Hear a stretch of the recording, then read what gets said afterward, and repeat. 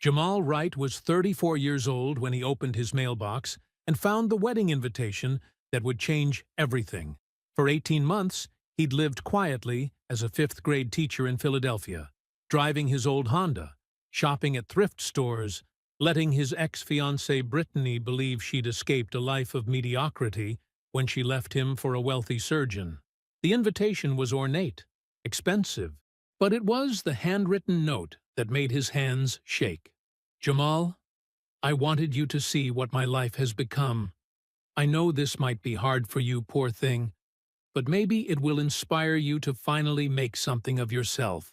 She had no idea he was worth $18 million, had no idea the struggling teacher she'd mocked owned the educational software company that made him a fortune.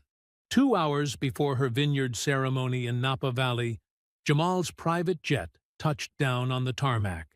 As his Rolls-Royce pulled up to the estate entrance, and he stepped out in a custom Tom Ford tuxedo, Brittany's face went white. What happened next would destroy her perfect narrative, expose her calculated betrayal, and prove that the biggest mistake of her life was inviting the man she'd underestimated. But in that moment, watching her champagne glass tremble in her hand, Jamal knew everything was about to change. Before we jump into the story, comment where in the world you are watching from and subscribe, because tomorrow's story is one you need to hear. The late afternoon sun slanted through the windows of room 502 at Franklin Elementary School in Philadelphia. Jamal Wright moved between clusters of desks, his tall frame bending down to help students with their math problems. The classroom showed signs of creative problem-solving. Cardboard geometry shapes hung from the ceiling, and motivational posters made from recycled materials decorated the walls. "Mr. Wright, I got it!" Madison beamed, holding up her worksheet. "I used the strategy you showed us with the blocks." "That's excellent thinking, Madison." Jamal smiled, his voice warm and encouraging. "Would you like to show the class how you solved it?" As Madison explained her solution to her classmates, Jamal watched with quiet pride. The classroom might lack the newest textbooks or smartboards, but his students were thriving through hands-on learning and genuine engagement. After the final bell rang and his students filed out, Jamal gathered his worn leather messenger bag and headed to the faculty parking lot. His 12-year-old Honda Civic sat between newer vehicles belonging to other teachers. The car's faded blue paint and minor dents didn't bother him. It ran well and served its purpose. During the drive to his modest one-bedroom apartment in West Philadelphia, Jamal's mind drifted to his grandmother, Evelyn. Her words from 7 years ago remained as clear as ever. "Don't let money change who you are. Stay grounded in real work with real people for at least 10 years. He could still picture her weathered face in the hospital bed, her wisdom cutting through the grief of impending loss. Just 2 months after that conversation, he'd sold LearnBridge, his educational software platform, for $18 million. Only his lawyer and financial advisor knew about his wealth, a choice that had shaped every aspect of his life since. Pulling into his apartment complex's parking lot, Jamal nodded to Mrs. Rodriguez, who was struggling with her groceries. He grabbed her bags despite her protests, carrying them up 3 flights of stairs to her unit. "You're too kind, Mr. Wright," she said, "always helping everyone." Inside his own apartment, Jamal changed out of his work clothes into comfortable jeans and a t-shirt from the thrift store. The space was small but tidy, furnished with second-hand pieces chosen with care. On his desk sat a framed photo of his grandmother, Evelyn. His phone buzzed, an email from his financial advisor about another anonymous donation. This time, it was $12,000 for young Tommy Martinez's diabetes treatment. The boy's family had been struggling since his diagnosis, and Jamal had overheard his mother crying in the school office about medical bills. Settling onto his worn couch, Jamal allowed himself a moment of reflection about Brittany Lawson. Their breakup 18 months ago had hurt, not because he still wanted her, but because of what it revealed about her character. "A man without drive," she'd called him, her voice dripping with disappointment. I need someone who can give me the life I deserve. 2 months later, she was dating Dr. Trevor Montgomery, posting photos from exotic vacations and charity galas. Sometimes, usually late at night, Jamal questioned whether hiding his wealth had been the right choice. Was it truly about honoring his grandmother's wishes, or was it about protecting himself from people like Brittany? Maybe both were true. The thought followed him downstairs to check his mailbox. Bills, flyers, and then something different. An ornate cream-colored envelope with gold lettering caught his eye. Inside was an elaborate wedding invitation, but what made his stomach tighten was the handwritten note that fell out. Jamal, I wanted you to see what my life has become. Trevor gives me everything I deserve. I know this might be hard for you, poor thing, but I'd love for you to come celebrate with us. It might inspire you to finally make something of yourself. Bring a date if you can find someone willing. B. The paper was thick, expensive. Her handwriting was as precise and calculated as ever. Jamal stood there in the lobby, the invitation heavy in his hands, letting the familiar feelings of disappointment and frustration wash over him. Not because her words hurt, they didn't anymore, but because she remained exactly who she'd always been, someone who measured life's worth in dollar signs and status symbols. He tucked the invitation back into its envelope, thinking about how tomorrow he'd help his students build solar system models from recycled materials, how he'd probably give Marcus another granola bar because he often came to school hungry, how he'd continue living exactly as his grandmother had taught him, with purpose, integrity, and genuine care for others. The wealth sitting in his accounts didn't define him. The lives he touched in his classroom and community did. That was something Brittany had never understood, and probably never would. That evening, Jamal sat at his small kitchen table, the wedding invitation spread before him under the warm light of his pendant lamp. He read Brittany's note again, each condescending word stirring a mixture of hurt and anger that he hadn't felt since their breakup. Poor thing, he muttered, shaking his head. The casual cruelty of her words felt like a slap. Even after 18 months, she still saw him as someone to be pitied. Or worse, someone to be used as an object lesson in her narrative of trading up in life. Opening his laptop, Jamal began researching Dr. Trevor Montgomery. The surgeon's Instagram feed was a carefully curated display of wealth. Designer watches, luxury cars, vacation photos in exotic locations. Professional photos showed him in an upscale medical office, wearing expensive suits, always perfectly posed. But as Jamal dug deeper, cracks in the facade began to appear. A local business news article mentioned Trevor's practice was facing financial restructuring. Court records revealed 3 pending malpractice lawsuits. The luxury cars in his photos? All leased, according to records Jamal found. The beautiful house Trevor posed in front of? Mortgaged to the hilt, with 2 refinances in the past year. Everything's leveraged, Jamal whispered, piecing it together. It's all for show. The discovery should have made him feel better, but instead, it just deepened his unease. Brittany had left him for another illusion, another carefully constructed image of success. But something about the timing nagged at him. Getting up from the table, Jamal went to his bedroom closet. On the top shelf, behind some old textbooks, sat a box of photos and mementos from his relationship with Brittany. He hadn't looked at them since the breakup, but tonight felt different. As he sorted through the photos, a small leather-bound book fell from between some folders. He recognized it immediately. Brittany's journal. She must have left it behind when she moved out. Jamal had always respected her privacy during their relationship, never reading her personal writings. But now, with her cruel note lying on his kitchen table, he opened the journal. The entries started from their final year together. At first, they were mundane observations about their life, but then the tone changed dramatically. March 15th. Another dinner at Jamal's favorite cheap Italian place. He thinks it's charming. I think it's pathetic. I can't keep living like this. Started going to medical conferences and charity galas on my own. That's where the real men are. Men with ambition, men who can give me what I deserve. Jamal is sweet, but useless.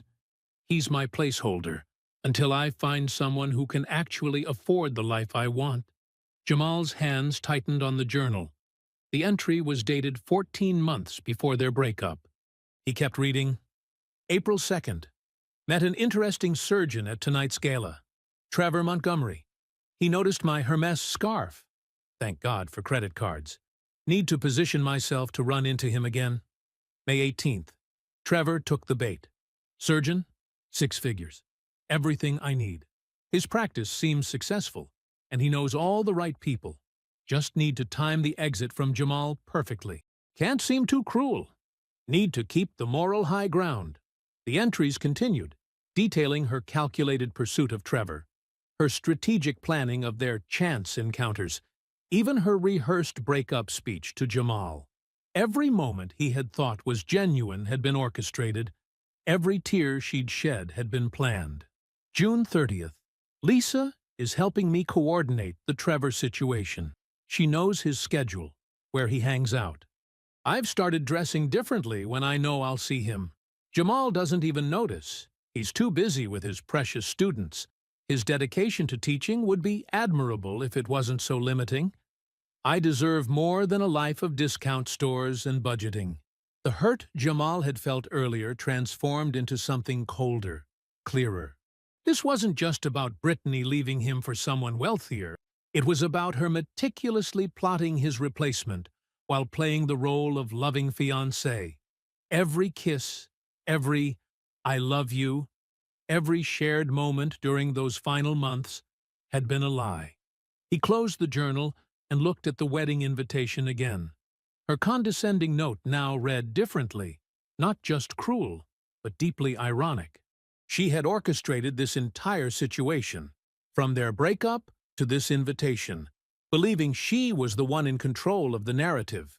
Jamal reached for his phone and scrolled to a contact he hadn't called in months. Andre Patterson, his college roommate who was now a successful entertainment attorney in L.A. Andre was one of the few people who knew about his wealth, who had questioned his choice to live so modestly. Taking a deep breath, Jamal pressed call. After 2 rings, Andre's familiar voice answered. "My man. Long time no talk." "It's time," Jamal said quietly. "I need your help with something."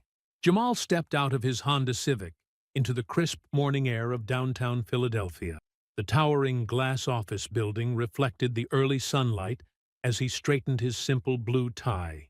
Despite what he was about to do, he kept his usual modest appearance, khakis and a button-down shirt from Target. Inside the sleek conference room, his financial advisor Sarah Chen and attorney Michael Brooks were already waiting. Sarah had managed his millions since the LearnBridge sale, while Michael had handled the original software company acquisition. "It's time," Jamal said, settling into a leather chair. "The 10 years are almost up anyway. Let's make some moves." Sarah raised an eyebrow. "Are you sure? We've worked hard to keep your wealth private all these years." "I'm sure." Jamal placed Brittany's wedding invitation on the glass table. "I need to start living authentically." Michael adjusted his glasses, reviewing the invitation. "What exactly did you have in mind?" "I want to make strategic moves that will make my wealth more visible, but tastefully. Nothing flashy or desperate." Jamal leaned forward. "I've honored my grandmother's wish to stay grounded. Now I need to honor myself." For the next hour, they mapped out a plan. Sarah would begin shifting some investments into more visible ventures. Michael would handle the paperwork for a private jet rental and coordinate with the Vineyard Estate in Napa Valley. During a coffee break, Jamal stepped out to call Andre. His old college roommate picked up on the first ring. "Jamal, what's up, man? Haven't heard from you in a minute." "Andre, I need your help with something. Remember that software company I sold? The one that made you rich while you've been playing humble teacher?" "Yeah. What about it?" Jamal explained about Brittany's wedding invitation and his plan. Andre's entertainment industry connections could help understand exactly what narrative was circulating. "Oh, man," Andre said, his voice turning serious. "Actually, I heard something about this through mutual friends. You're not gonna like it. Tell me." "Brittany's been spreading this story everywhere. Says you fell apart after she left, that you've been desperately texting her, begging her to come back.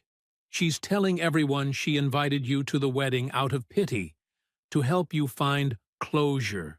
Andre paused. "She's positioned herself as this benevolent ex who's trying to help her struggling former fiancé move on." Jamal's jaw tightened. "And people believe this? It's spread through your entire social circle, man. She's got everyone thinking you're this sad, broken guy she had to leave behind for her own good." "Perfect," Jamal said quietly. "That makes this even better." Back in the conference room, Jamal finalized the arrangements. He would RSVP yes with a +1. The private jet would land 2 hours before the ceremony. A Rolls-Royce would pick them up from the airport. "Book the presidential suite at the Vineyard Estate," he told Sarah. "I heard through Andre that Brittany tried to get it, but couldn't afford it." "Already done," Sarah replied with a small smile. "The confirmation came through while you were on the phone." Jamal pulled out his phone and called Kendra James. They'd been friends for years, long before she launched her successful fashion design business. She answered with her usual warm enthusiasm. "Jamal! How's my favorite teacher? How'd you like to help me crash a wedding?" "Well, not crash exactly. I was invited. But I need someone who understands both style and strategy." Kendra listened as he explained the situation. Her delighted laughter filled the line. "Oh, this is going to be good. Count me in. I'll design something perfect for both of us." Over the next hour, they coordinated every detail. The jet would land at precisely the right time. The Rolls-Royce would make its entrance when guests were gathering for pre-ceremony cocktails. Everything would be elegant, tasteful, and impossible to ignore. 1 week before the wedding, Jamal sat in his modest apartment, looking at the final confirmation email for the private jet service. The schedule was set. Wheels up from Philadelphia at 8 a.m., landing in Napa Valley at exactly the right moment. He picked up the framed photo of his grandmother that sat on his desk. Her warm smile had always given him strength. "I kept my promise, Grandma," he said softly, touching the glass. "Now I get to be fully myself." The autumn sun cast golden rays across the Napa Valley Vineyard's manicured grounds. Crystal glasses clinked as servers weaved through clusters of well-dressed guests, offering champagne and hors d'oeuvres during the pre-ceremony cocktail hour. The air carried the sweet scent of roses mixed with the earthy aroma of aged wine barrels. Brittany Lawson, radiant in her pre-wedding white cocktail dress, held court near the stone fountain. Her diamond engagement ring caught the light with every animated gesture as she chatted with a group of admirers. "Everything is just perfect," she gushed, taking another sip of champagne. "Trevor and I wanted an intimate celebration, with just our closest 300 friends." She laughed musically, touching the arm of an older woman in Chanel. "Oh!" Brittany's eyes widened with practiced concern. "My poor ex is coming today. Jamal, the teacher I used to date, I hope he's doing okay. He took our breakup so hard." She lowered her voice conspiratorially. "I invited him to show there are no hard feelings. Maybe seeing all this will inspire him to finally do something with his life."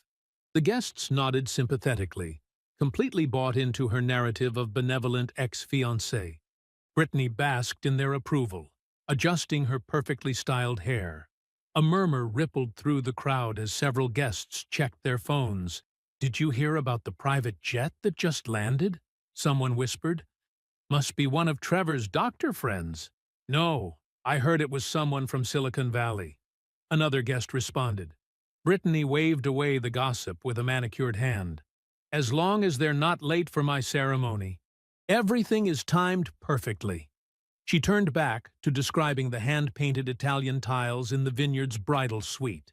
The sound of tires on gravel drew everyone's attention to the estate's circular drive. A gleaming black Rolls-Royce Phantom pulled up to the entrance, its polished surface reflecting the surrounding topiaries and rose gardens. The driver, in crisp black livery, opened the rear door with practiced precision. A tall, handsome man in an impeccably tailored Tom Ford tuxedo stepped out, a Rolex Daytona glinting on his wrist. He turned to offer his hand to his companion, a stunning woman in a breathtaking designer gown that seemed to float around her. Gasps rippled through the crowd as recognition dawned. "Is that Jamal?" someone whispered loudly. Brittany's champagne glass froze halfway to her lips.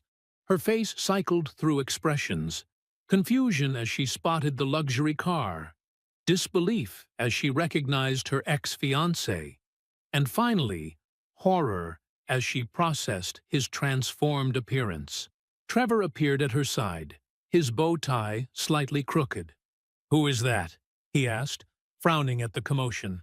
That's Jamal," Brittany barely whispered, her voice trembling like the champagne in her unsteady hand. Marcus, who had attended college with both Jamal and Brittany, broke away from the crowd and approached the new arrivals. "Man, is that your jet on the tarmac?" Jamal smiled warmly, his calm confidence filling the space around him. "It is. Hope we're not late." The cocktail hour's carefully orchestrated mingling dissolved as guests gravitated toward Jamal and his stunning companion. Questions flew from all directions. "What do you do now? When did this happen? Are you still teaching?" Jamal answered each question with genuine humility, his hand resting lightly on Kendra's back. "I developed some educational software years ago," he explained, "but I've kept teaching because I love it, not because I had to. My grandmother always taught me that what you do matters more than what you have." Each response landed like a quiet rebuke to Brittany's values, though he never mentioned her name. His genuine warmth drew people in, creating an orbit of attention that pulled guests away from the bride's carefully curated spotlight. "The LearnBridge platform? That was you?" a guest asked incredulously. "My kid's school uses that." "We try to keep it affordable for schools," Jamal replied modestly. "Education should be about opportunity, not profit margins." Across the courtyard, Brittany stood frozen, her champagne glass trembling visibly now. She watched as her wedding guests clustered around her poor ex, their backs turned to her. Every carefully constructed narrative she'd built, about Jamal's lack of ambition, about his supposed depression after their breakup, about her magnanimous pity invitation, crumbled in the face of his quiet success. Her perfect wedding day narrative had collapsed before the ceremony even began. Lisa hovered at the edge of the cocktail hour, fidgeting with her champagne glass. Her maid-of-honor dress, a soft blush silk that Brittany had chosen, suddenly felt too tight. When she finally caught Jamal's eye, she gestured subtly toward a quiet corner of the vineyard, where gnarled old vines created a private alcove. Jamal excused himself from the group of admiring guests and followed her, his movements unhurried and confident. The afternoon sun filtered through the grape leaves, creating dappled shadows on his perfectly tailored tuxedo. "I need to tell you something," Lisa said, her voice trembling slightly. She'd been rehearsing this conversation in her head since Jamal's dramatic arrival. "I'm so sorry, Jamal. I helped Brittany plan everything with Trevor." Jamal remained silent, his expression neutral but attentive. Lisa rushed to continue, the words tumbling out like water from a broken dam. "She made me help her track his schedule, when he'd be at certain medical conferences, which charity galas he attended, even his favorite restaurants and golf clubs." Lisa's hands shook as she spoke. She pursued him like it was a military campaign. Nothing was accidental. Those chance meetings? All planned. Every single one. "I see," Jamal said quietly, his calm demeanor making Lisa feel even more guilty. "Last week, when she was addressing your invitation, She, Lisa swallowed hard. She called it her power move. She literally said, I want Jamal to watch me marry money and realize what he lost. Those were her exact words. Jamal's jaw tightened slightly, the first crack in his composed facade. Go on. There's more, Lisa continued, glancing around to ensure they weren't overheard. She's been telling Trevor that you're obsessed with her, that you've been constantly texting her, trying to get her back. She's painted this picture of you as this desperate ex who can't let go. Without a word, Jamal pulled out his phone and opened his message history. He handed it to Lisa, who scrolled through, her eyes widening. There wasn't a single message to Brittany in the last 18 months. Oh, God, Lisa whispered, handing the phone back. I knew she was lying, but seeing it, I'm so sorry, Jamal. I should have said something sooner. If you need anything, if you want me to tell people the truth. Thank you, Lisa, Jamal said genuinely. But the truth has a way of revealing itself. Across the courtyard, Jamal spotted Mr. and Mrs. Lawson standing somewhat apart from the crowd. He remembered Sunday dinners at their house, Mr. Lawson's dad jokes, Mrs. Lawson's warm hugs. They had always treated him like family. He made his way over to them, noting how Mrs. Lawson's eyes welled up at his approach. Jamal, she said softly, reaching out to touch his arm. You look wonderful. We've missed you, son, Mr. Lawson added, his voice gruff with emotion. I've missed you both, too, Jamal replied sincerely. Mrs. Lawson wiped at her eyes carefully. We never understood why she left you. We tried to talk to her, but she said you weren't ambitious enough, that you'd never... She trailed off, embarrassed. I heard you've done very well, Mr. Lawson said. The jet, the car. Jamal nodded, choosing his words carefully. I've been blessed professionally, but I chose to stay in teaching because it matters to me. I've been funding educational initiatives and scholarships anonymously. It's important work. Mr. Lawson's eyes widened as understanding dawned. You had money the whole time? Even when you were with Brittany? Yes, Jamal confirmed quietly. I believe in people loving me for who I am, not what I have. Mrs. Lawson pressed her hand to her mouth, the full weight of her daughter's shallow choices hitting her. Before she could respond, a flash of white appeared in their peripheral vision. Brittany rushed toward them, her wedding dress rustling, anxiety clear beneath her forced smile. She grabbed Jamal's arm with more force than necessary. Jamal, she said too loudly, her fingers digging into his sleeve. Let's catch up privately. Brittany's manicured nails dug into Jamal's arm as she practically dragged him toward a private stone terrace. Cascading vines draped over the railing, offering a picturesque view of the sun-drenched vineyard below. The moment they were out of earshot from the other guests, her smile vanished like morning dew under harsh sunlight. What the hell are you doing here dressed like that? She hissed, her perfectly made-up face contorting with anger. Where did you get this money?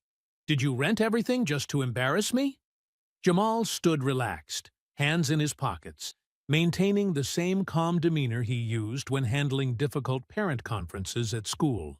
You invited me, remember? He said softly. I came to celebrate your happiness. Don't give me that.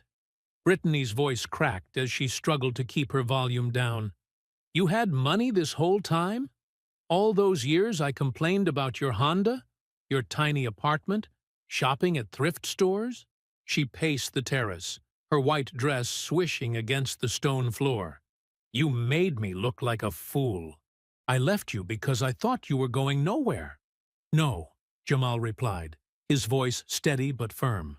You left me because you judged me by what was in my wallet, not what was in my heart. I'm the same man I always was, the same teacher, the same person who loved you despite your constant dissatisfaction. Brittany's hands trembled as she gripped the stone railing. Does Trevor know? Are you going to tell people? Her eyes darted toward the cocktail hour where guests were still buzzing about Jamal's arrival. "This is my wedding day, Jamal." "I'm not here to ruin anything," he said, maintaining eye contact. "I'm here because you invited me. You wanted me to see your life. Well, I'm seeing it. You're enjoying this, aren't you?" she accused, her voice bitter. "Showing up in your fancy jet, that ridiculous car, that watch that probably costs more than my first year's salary." "I'm not enjoying your discomfort, Brittany," Jamal interrupted gently. "I'm just existing as myself. The only difference is now you can see what was always there." She stepped closer, lowering her voice to a whisper. "You could have told me. We could have had all of this together." "Could we?" Jamal asked, raising an eyebrow. "Would it have been real? Or would you have just loved what I could give you?" Brittany opened her mouth to respond, then closed it. For the first time, genuine uncertainty crossed her face, as she realized she couldn't control this narrative. The story she'd carefully crafted about her poor ex had shattered, and there was no way to piece it back together. They returned to the reception separately. Brittany rejoined Trevor at the head table, plastering on her camera-ready smile. Jamal took his assigned seat for dinner, finding himself next to one of Trevor's colleagues, Dr. Peterson, who was already several glasses deep into the wedding wine. "Hell of an entrance," Dr. Peterson said, loosening his bow tie. "You know, Trevor's been talking about this wedding for months. Needed it to be perfect." He took another long sip of wine. Of course, that was before the lawsuit. Jamal carefully cut his steak. "Lawsuit?" "Malpractice," Dr. Peterson continued, his words slightly slurred. "Bad knee replacement.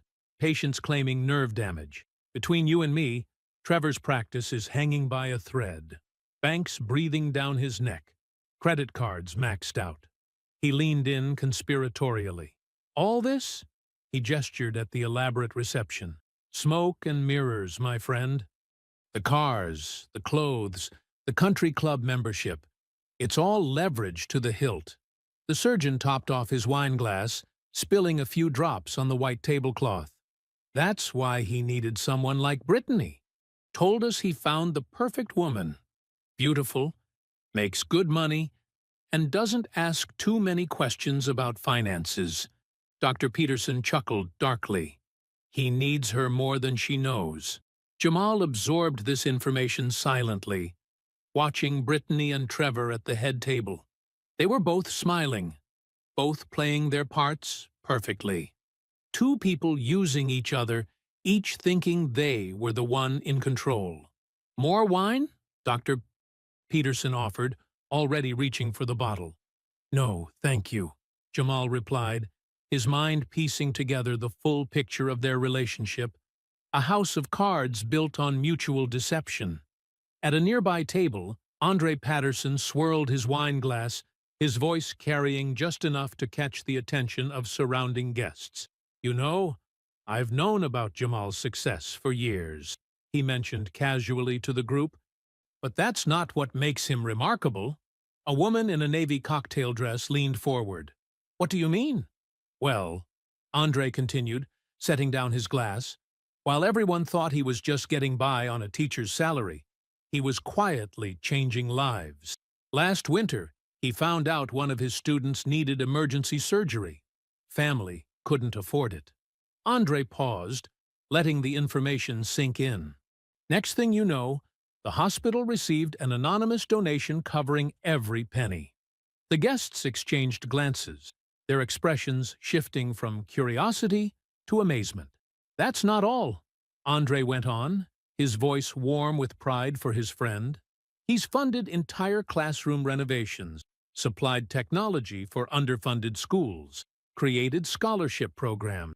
He's given away more than most people make in a lifetime." He smiled, adding, "And he never wanted credit, just wanted to help." Like ripples in a pond, the information spread from table to table. Whispers turned to open discussions. Guests who had earlier heard Brittany's dismissive comments about her poor ex now viewed those words through a different lens. "Can you believe she called him poor thing in that invitation?" one guest muttered to another. And all this time, he was secretly funding charitable causes while she was chasing status, another replied, shaking her head. At the bar, Trevor Montgomery swayed slightly, his sixth glass of champagne making his movements unsteady. His eyes locked onto Brittany, who was trying to maintain conversation with her bridesmaids while clearly aware of the shifting atmosphere in the room. Trevor stumbled over to her, his face flushed. "Did you know?" he demanded, grabbing her elbow. "Trevor, you're drunk," Brittany hissed, trying to pull away. "Not now." "Did you know he had money?" Trevor pressed, his voice rising. "Is that why you invited him? Are you still in love with him?" Heads turned toward their increasingly visible confrontation. Brittany plastered on a smile, but her eyes flashed with panic. "You're being ridiculous. Let's discuss this later." "Later?" Trevor laughed bitterly. "Like how you'll later explain why you never mentioned dating a millionaire." The wedding coordinator nervously approached, suggesting it was time for toasts. Brittany practically pushed Trevor toward his seat, desperate to maintain some semblance of normalcy. As planned speakers delivered their rehearsed messages, Brittany's brother David stood up, champagne in hand. He glanced at his prepared notes, then set them aside. "I had a whole speech written," he began, "but I need to say something else. Something about the kind of person Jamal Wright is." He looked directly at his former would-be brother-in-law.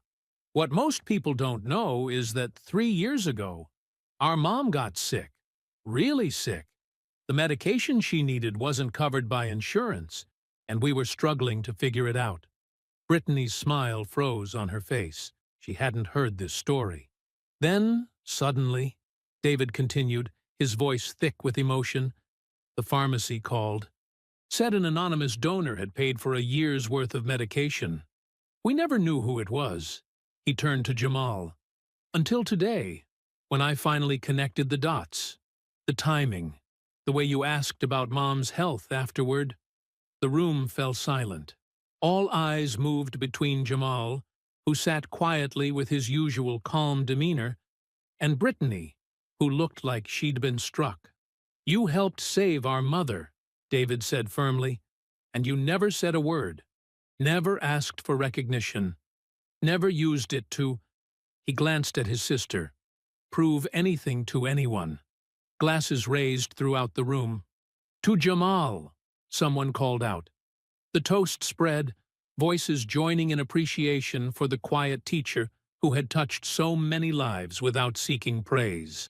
At the head table, Brittany sat motionless, her champagne untouched.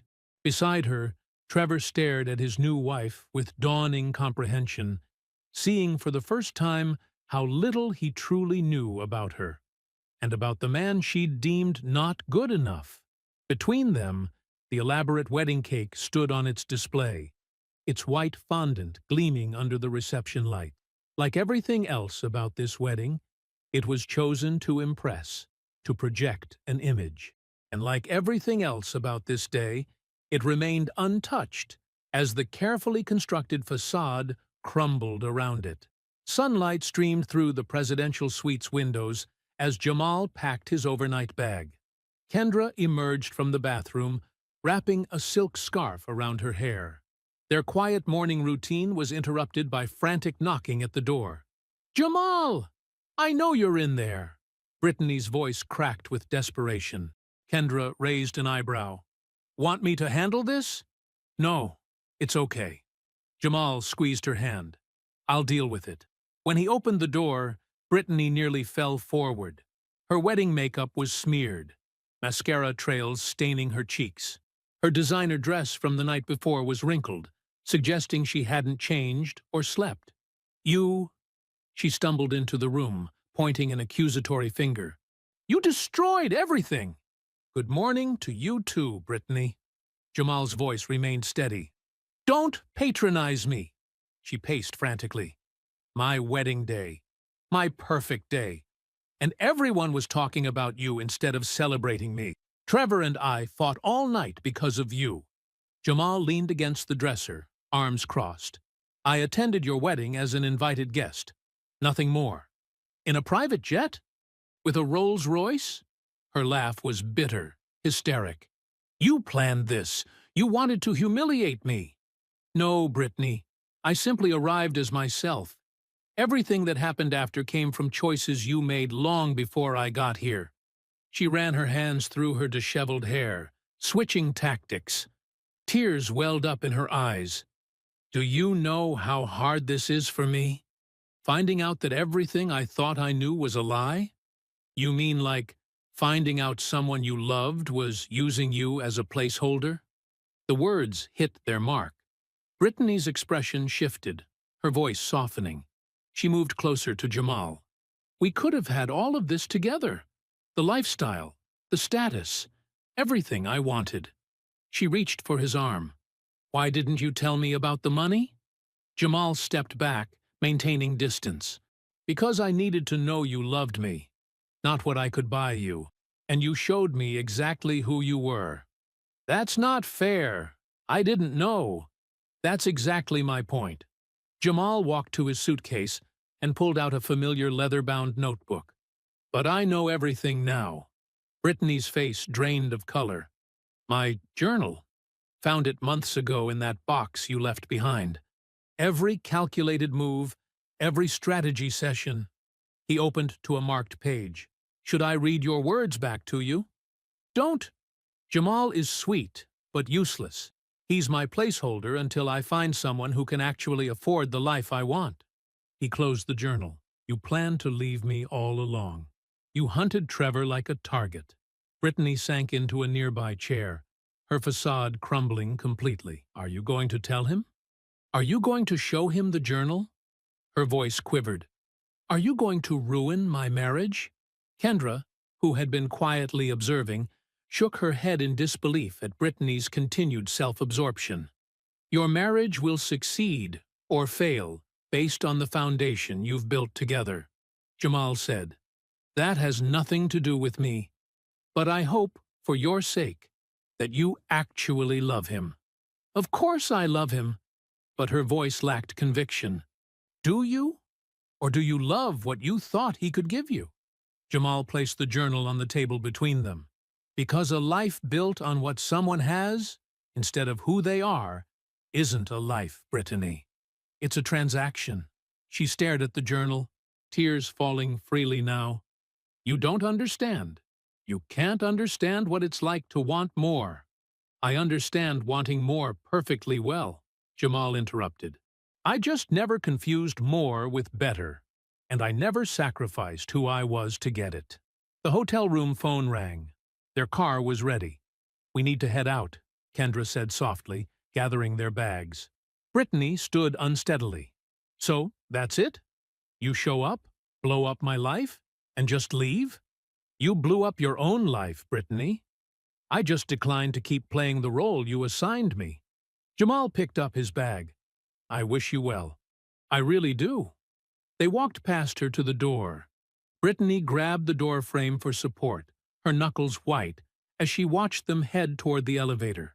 Her carefully constructed world had shattered, leaving her alone in a hallway with mascara-stained cheeks and the weight of her choices pressing down on her shoulders. 2 weeks after the wedding, Jamal sat at his desk grading papers when his phone buzzed. A message from Lisa appeared. You need to see this. He opened the email, his red pen hovering over a student's math worksheet.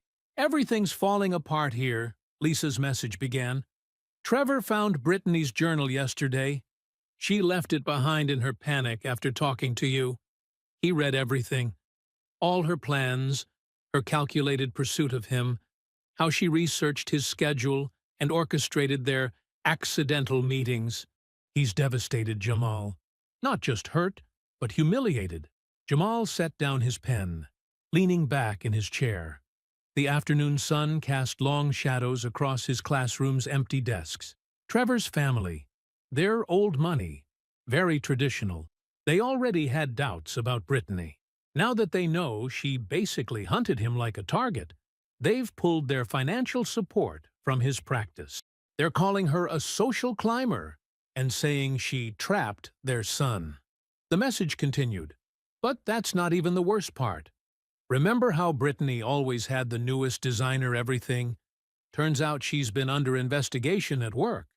The wedding expenses drew attention to her expense reports. She's been inflating charges for years, pocketing the difference to fund her luxury lifestyle. We're talking tens of thousands of dollars, Jamal. The company's building a case against her. Criminal charges are possible. Jamal rubbed his temples, remembering all the times Brittany had bragged about her expense account, her casual mentions of business dinners at five-star restaurants. The social fallout is brutal, Lisa wrote. Half the wedding guests have quietly unfriended her on social media. No one's returning her calls. Everyone's talking about how she tried to humiliate her poor ex, who turned out to be this secret millionaire who funds scholarships and helps families in need. The contrast is, well, it's not good for her. His phone buzzed again. Another paragraph appeared. Her parents are taking it especially hard. Your conversation with them at the wedding really hit home. Mrs. Lawson called me crying yesterday. She said they raised her better than this. They're barely speaking to Brittany now. Mr. Lawson said he doesn't recognize the person his daughter became. Jamal stood, walking to his classroom window. Outside, kids played basketball during recess, their laughter floating up to the third floor. She built a house of cards, Lisa's message concluded. And you just stood there being yourself. The wind did the rest. I feel guilty sometimes, being part of her schemes, but watching you handle everything with such grace, it taught me something about dignity. Thank you for that. He stared at his phone for a long moment before opening his messaging app. He typed a final message to Brittany. I hope you find what you're looking for, but I hope more that someday you figure out what that should be. His thumb hovered over the send button before pressing it. Then he blocked her number, deleting their message history. That evening, Andre visited his apartment, bringing takeout from their favorite Thai place. They sat on Jamal's balcony, the city lights twinkling below. You're quiet tonight, Andre observed, reaching for the pad thai. Just thinking. Jamal pushed his food around his plate. Was I wrong to hide the money all those years? Was it really about honoring Grandma Evelyn's wish? Or was I just protecting myself? Andre set down his fork. Why does it have to be one or the other? What do you mean? Look, your grandmother wanted you to stay grounded, to know your worth beyond your bank account. That's real. But after watching your parents' friends change when the money came, after seeing how it affected their relationships, maybe protecting yourself wasn't such a bad instinct. Jamal considered this, remembering how his parents' social circle had transformed after his father's business success, how quickly genuine connections had turned transactional. Both things can be true, Andre continued. You honored your grandmother's wisdom and protected yourself from people who would have valued your wallet more than your character. The question is, what now? Now? Jamal looked out over the city. Yeah, now. The 10 years are almost up. You're not the same person you were at 24. Maybe it's time to think about building relationships on complete honesty from the start. The truth of Andre's words settled over them as they sat in comfortable silence, the city humming below, the future unfolding with new possibilities. 6 months later, a crisp autumn breeze rustled through the colorful leaves as Jamal pulled into the school parking lot in his new Tesla Model 3. The car was a careful choice, environmentally conscious and practical, yet not flashy enough to draw attention. It represented the balance he'd finally found between his wealth and his values. Mrs. Rodriguez, the school secretary, waved as he walked in. Mr. Wright, the new computers for the STEM lab arrived this morning. Perfect timing, Jamal smiled. The kids will be excited to start their coding project. The hallways looked different now. Gone were the worn-out posters and outdated equipment. Through his newly established Evelyn Wright Foundation, named after his grandmother, the school had received funding for technology upgrades, art supplies, and even a small recording studio for the music program. In his classroom, Student projects lined the walls. Not just their work, but their dreams put to paper. A board displayed college acceptance letters from his former students, many of whom had received scholarships through his foundation. He'd finally found a way to merge his two worlds without compromising either. His phone buzzed with a message from Kendra. "Don't forget dinner with the education board tonight. Wearing that blue tie I got you?" Their relationship had evolved naturally after the wedding incident. Weekly coffee meetups turned into long conversations about their shared passion for education and community building. Now, 6 months later, they were partners in every sense. She even helped design the study spaces in his new brownstone in Fairmount. The brownstone had become more than just his home. Every Tuesday and Thursday afternoon, students gathered there for mentoring sessions. The spacious kitchen island became a homework spot. The living room transformed into a discussion space where kids talked about their college dreams and career goals. Between classes, Jamal checked his email and found an invitation to speak at next month's Education Innovation Conference.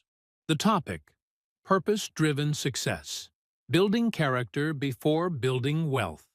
He'd been sharing his story more openly now, helping others understand that true success came from aligning actions with values. During lunch, he overheard two teachers discussing Brittany. The news had traveled through Philadelphia's professional circles. She'd lost her marketing executive position after the expense fraud investigation. Now she worked at a smaller firm, earning less than half her previous salary. Her carefully curated social media presence had gone quiet. Through mutual friends, Jamal had heard about her life with Trevor. Their marriage had devolved into a cold arrangement, both too proud to admit failure, too financially entangled to separate.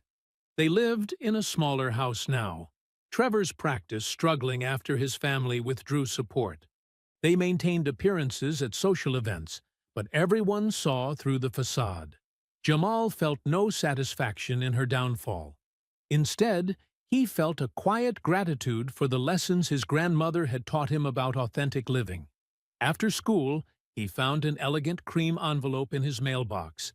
Inside was a wedding invitation from Maria Santos, his former student, Tommy's older sister. She'd been one of the first recipients of his anonymous scholarship fund 6 years ago, which had helped her attend nursing school. The invitation included a handwritten note. "Mr. Wright, you changed my life and never asked for credit. Your secret support helped me become a nurse, and now I'm marrying a wonderful pediatrician I met at the hospital. I'd be honored if you'd celebrate with us." Jamal smiled, remembering the quiet way he'd arranged the scholarship through the school's administration back then. Now he could attend the wedding as himself. No secrets, no hidden identity. He drove to the local post office, where his Tesla drew barely a glance. Inside, he filled out the RSVP card, booking a regular commercial flight and making a note to shop for a thoughtful gift at a local store. Some habits of humility were worth keeping. As he dropped the RSVP in the mailbox, he caught his reflection in the window. The same dedicated teacher he'd always been, but now living without the weight of secrets. His grandmother's voice echoed in his memory. "Success isn't about what you have. It's about who you are when you have it." "I kept my promise, Grandma," he whispered to his reflection. "And I stayed me." Standing there, Jamal understood the truth that had guided him all along. Some people spend their lives chasing what they think they deserve. He had learned the secret. Deserve what you chase. I hope you enjoyed that one. Be sure to like the video and subscribe so you don't miss the next story. I've picked out 2 more for you that I think you'll really like.